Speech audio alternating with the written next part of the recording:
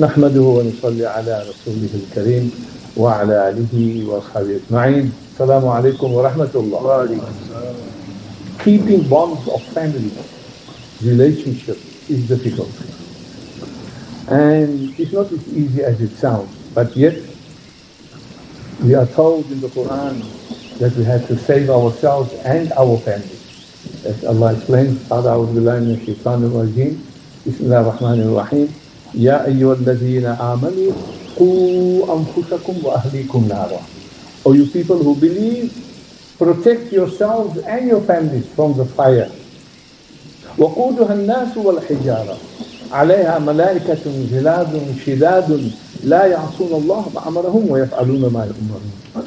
Whose fuel is people and stone, Ya Allah, over which are appointed angels, harsh and severe.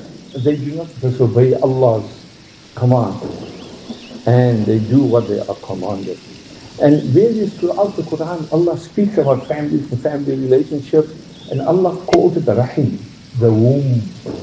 Allah even addresses the womb and speaks so much about it. SubhanAllah. You know, we haven't got time to go about it, but the aspect I want to speak about is family. Sometimes English normally say you can live with them and you can't live without them. You know, so you can't live with them and you can't live without them. Both. So we have to be careful. It's important because Allah cuts himself off from that. Man qata'a rahim, qata'a Allahu rahim. The one who cuts himself off from family, Allah will cut himself off from that person. That's the danger. If you think, I've got nothing to...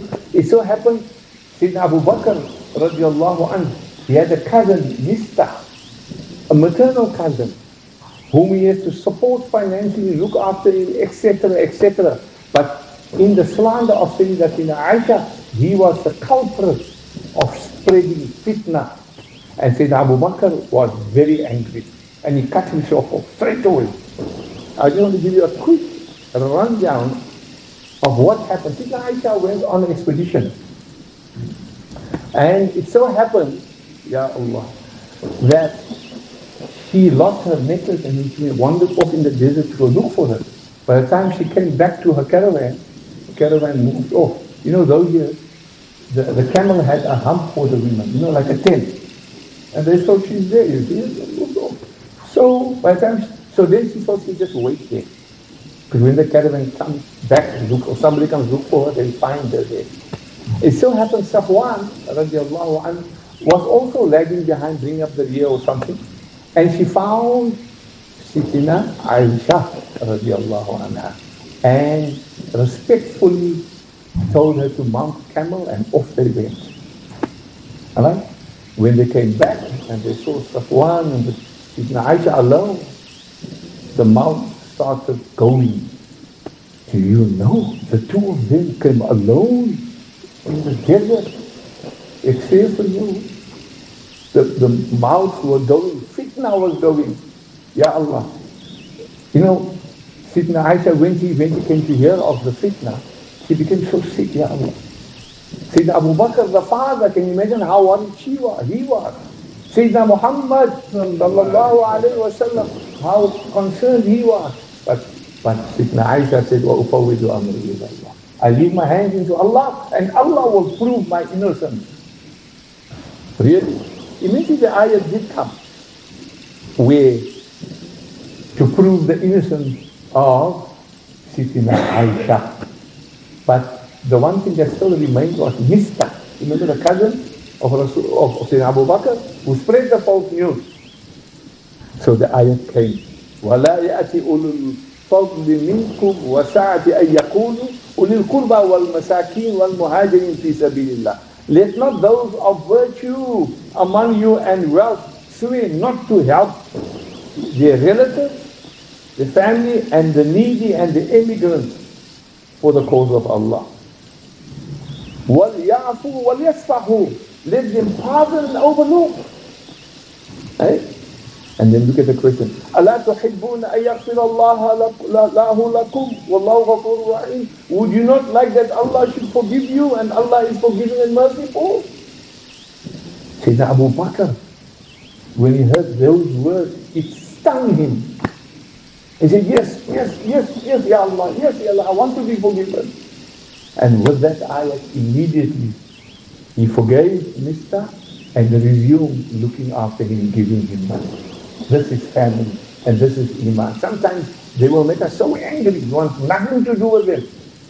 And then we'll be angry with them for years. And then when we go for Hajj, I come to ask Maaf.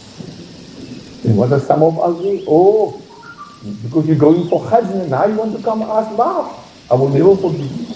Be very careful of that attitude as well. We cannot use that type of mentality. Because Allah will say, who are you not to forgive him? I will forgive him. So be careful, Allah protect us. Firstly, from the fitna. Don't get involved in fitna. Because Allah will cut off our good deeds because of that. Allah protect us. Alhamdulillah Rabbil Alameen wa salatu wa salamu ala ashrafil mursaleen Sayyidina Muhammad sallallahu alayhi wa sallam wa ala alihi wa sahbihi ajma'in. Allahumma ya Hannan ya Mannan ya Dhal Judi wal Ihsan اغفر ذنوبنا وثبت قلوبنا على الإيمان نرجو عفوك والغفران واجعلنا من عتقاء شهر رمضان. اللهم إنك عفو كريم حليم تحب العفو فاعف عنا يا كريم. إن الله وملائكته يصلون على النبي يا أيها الذين آمنوا صلوا عليه وسلموا تسليما. اللهم صل على سيدنا محمد النبي الأمي وعلى آله وصحبه وسلم. سبحان ربك رب العزة عما يصفون وسلام على المرسلين والحمد لله رب العالمين.